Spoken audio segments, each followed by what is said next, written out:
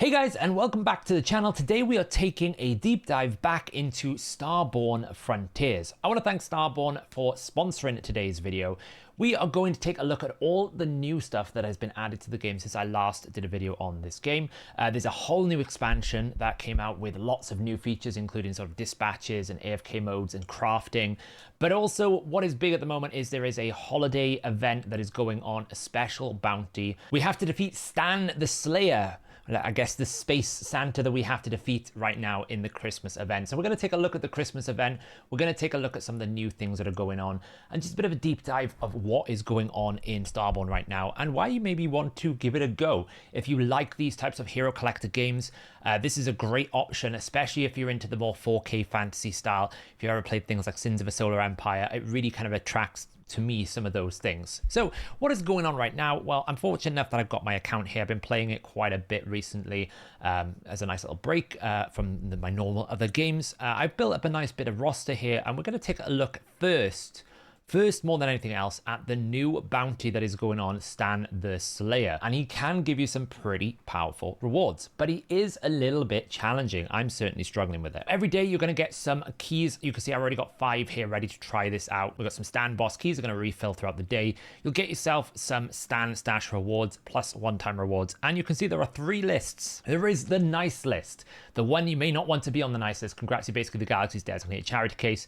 I think the way this works is effectively if you get nothing, you get put on the charity list. If you get something good, you get put on the naughty list, and you basically get put on an oh dear in terms of how many reindeers you defeat in the battle as well, which is quite funny. What's quite good about Starborn is it kind of gives you an idea of what kind of fleet to use. Obviously, it's a space simulation, so the heroes you're collecting are space pilots. And you can kind of give you an idea of what character, what units are being used the most. Like Butcher here at level 3 is being used, Yazid, Hermes, which I think is part of the battle pass right now, and Salvation. Now, I am using Salvation. I do have Yazid. I haven't built Yazid yet, and I do have Butcher. So we're going to try a level 2 first, and we're going to go through kind of like how the fight works. In true Christmassy nature, we are, of course, fighting Rudolph the Red-Nosed Reindeer and, of course, Stan. Now, if you haven't seen this type of game before, it is on a grid-based strategic system. So you're looking at this trying to basically make sure you don't take damage and position your characters and your units correctly. So you can see right now, my units are kind of in the line of fire. So we're going to try and position them to avoid that line of fire. I'm actually going to take this one out here, and I'm going to bring in my support character here. We're going to see how we do. So what does Stan the Slayer do? Well, he's got an active ability. He will deal 150% damage and place Festive Frenzy on the target.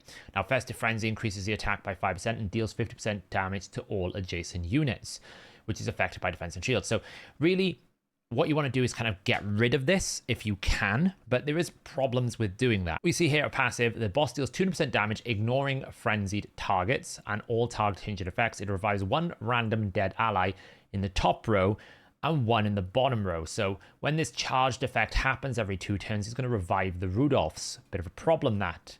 The boss is immune to crowd control, change loss effects. Every turn the boss gains enraged, so the more turns he takes, the longer he takes to kill him, the harder he becomes. Additionally, when an enemy is cleansed from Frenzy, the boss deals 50% damage. So there's a cost to cleansing this Frenzy. You want to cleanse it, but you're going to take a lot of damage. My team that I'm using here right now, I'm going to be using, first up, we've got Heliodor. Now, what is great about Heliodor is you really want to kind of get a passive. So whenever he's directly damaged, he will reduce the duration of all active debuffs on all allies by 1 turn and repair himself. So as a front target for the boss here, the boss is going to apply attack here. He's going to put that Festive Frenzy. Whenever we take damage, we're just going to get rid of that. We've also got a bit of a defense build set up here now. Unfortunately, if we build it like this, we will lose the front line defense of these extra abilities because it'll only apply to the front, but it's better than nothing. Also, we've got then Salvation. Salvation is going to be simply providing us with healing, constant healing. On the right here, we have got Vindicator. Vindicator is going to be applying some provokes and also applying some corrosion down to try and just deal with some of these minions, and also if we can get to the boss. And also pretty strong front line, being able to have this magnetized shield, and if you can stack a lot of security. Finally then, we also have here Griff. Griff is just to empower our 1 damage dealer that we've got. It's going to be a applying some outgoing damage and also providing some crit up and attack up as well. But the one thing to know about this, you can see it's got a very funky grid position. So we need to be careful. You can see right now my damage dealer, which is going to be Ravager, is not getting buffed. So we kind of need to position it to make sure we are actually putting it here. So this makes sense. Let's do that. And our main damage dealer we're going to be using here is Ravager. I was fortunate enough to get a legendary. So Ravager is going to be placing a lot of Inferno. And we also have this passive here that's just going to stack equal to the boss. So as the boss keeps going, we're able to get more and more of these damage bonuses. Ideally, I'd like to get refit too. But again, legendaries are very difficult. So now, let's give this fight a go. Let's see how it goes. This is very difficult at level 3. I've tried level 3. It's hard. This is level 2. We should be pretty strong here. And when we take damage here, that's the extra damage you see flying out. But because we are cleansing at the same time, we're able to basically keep this off us quite a lot. Now, Ravager is basically the main damage source for us here. We only have 1 damage. And I think generally when you're approaching this, the boss damage output is very high. Ideally, you just want to try and make sure that you have, you know, someone that can just constantly hit the boss at the back and just tank and survive these extra hits. So we'd beat it at stage 2. Now, how does it work at stage 3? Let's see if we can go up a tier. The difficulty curve of this boss is very high. First thing you want to notice here is we've now got more Rudolphs to deal with. Many more Rudolphs to deal with. Rudolph themselves are not too scary, but they will multiply. It is a herd of reindeer, you know, Santa and his sleigh. I do like how they've kind of like made it almost like Santa and his sleigh in this game mode, and the way they've positioned them as well, which is quite cool. But again, what we're doing here is we're making sure that the damage can be focused on Stan the Sleigh. These are level 70. I'm only level 60 and level 50. This could be very difficult, especially as we're not significantly outputting much damage. My healers get absolutely blasted so far. But hopefully we can do some work here. Now, our healer is taking a bit of damage, but we are able to tank it so far. But the Rudolphs are ramping up already. And we're not pumping that much crazy damage. There's a big burst of damage. We're going to get Bindenberg's healing, hopefully. That's a big heal. Our tank's taking a bit of a damage. It's close. Now, if I was fully level 60, probably with better gear, this could absolutely work. You can see I'm not really applying the Inferno because I don't have enough hacking. I need more accuracy. You know, I need more hacking stats. Hacking and security in this game is what the balance numbers are. The boss's security is too high.